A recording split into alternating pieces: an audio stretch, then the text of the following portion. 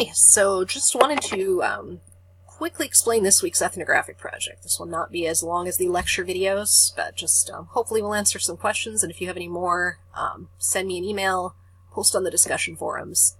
I can hopefully get that answered. So, by this point, you have hopefully done parts 1, 2, and 3. So, you've chosen a field site, you've gone to that field site, and you've looked up some possible information that research that other researchers have done that might somehow be relevant to your field site. So that's kind of our kind of preliminary field work, kind of our information finding process. So now we're going to try and develop that into a more specific research question.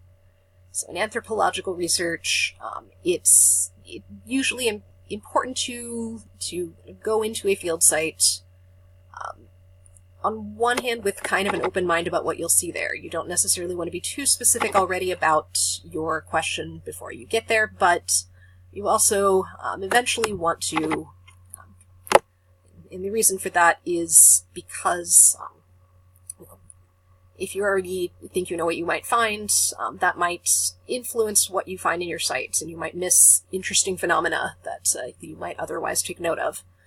So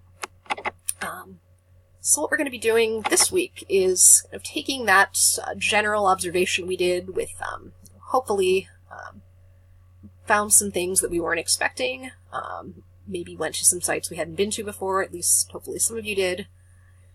And now we're going to try and develop that into a more specific question. So we've observed to see what's interesting. We've taken a look at what other people have said. We have kind of a background now in your field site. So this week you will write a proposal for a more problem-based ethnography. As we talked about during Research Methods Week, problem-based ethnographies, in other words, those that focus around a specific phenomenon or question, are increasingly more common as anthropologists need to rely on things like applying for grants, are maybe time limited in their field work, as of course we are having an 8-week class, but so you'll get a chance to do that as well. So this week you'll be writing a brief research proposal, 1 to 2 pages, double-spaced, or the equivalent of that, about 250 to 500 words. Can be longer if you want, doesn't have to be, but as long as you address the following questions. So, where are you going to go? What will you observe? Did that change? If you went to your field site the first time and realized it maybe wasn't as good of a site as you'd hoped, that's something you could address here. If you are planning to go back to the same field site, talk about why that is, what did you see there that made it continue to be interesting there. What specifically are you trying to observe within that? So what were maybe some of the more interesting things you saw? What would you like to look at more specifically? Or you could formulate it as a specific research question. So, for instance, what do people tend to do at Starbucks on a weekday afternoon, if that's where you were observing, would be an example of a question you could ask. A phenomenon you're trying to observe, something like, for instance, people's purchasing decisions in the grocery store, or who goes to the beach, for example. These are all, depending on your field site, questions you could look at. So, what are the best research methods to answer your question or phenomenon? And this is going to be kind of hypothetical because, of course, you're going to be doing mostly observation. But if you were to do other research methods, what might you do? Who or what specifically are you going to observe? So if you're at the mall, are you going to look at customers or employees, for example? Are you going to look at the people who visit the food court, or the people who shop in the department stores? I don't know. If you're going to, say, one of the museums in Balboa Park, are you looking at visitors, employees, maybe students who visit versus families? All of these would be as specific as you can be with that. But again, we do want to make sure that we can observe different things. We don't want to go in already knowing what we'll find, right?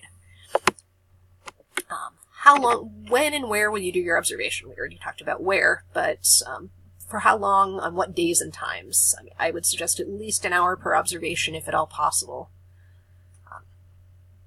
And are there any problems you're likely to run into? So whether these are logistical issues, so problems getting to your site, it's a site that you can get to at a certain time of the week, but it's when no one's there. You don't have reliable transportation. These are things to maybe address here. Are there logistical problems that could arise getting there and back at a time that would be useful for your research? Are there also ethical issues you could run into? So is this a place where you are likely to see, say, something illegal or dangerous happening, where you're likely to run into confidential information?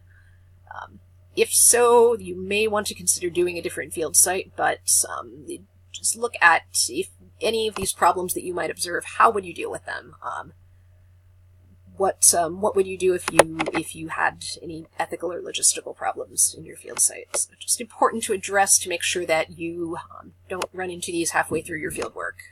You've thought about them ahead of time. Couple of resources here for writing academic proposals, although this does not need to be terribly formal.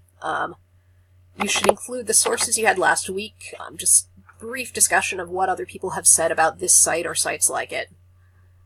This is really just, as I've said here, a means of kind of further refining your question, thinking about logistics, what you might actually do when you do your observation, what specifically you're going to focus on. And I believe that should be it. This is in the journals section. You'll find that on the left-hand corner of side of your page in the menu. And if you have any more questions, let me know or post on the discussion forums. All right.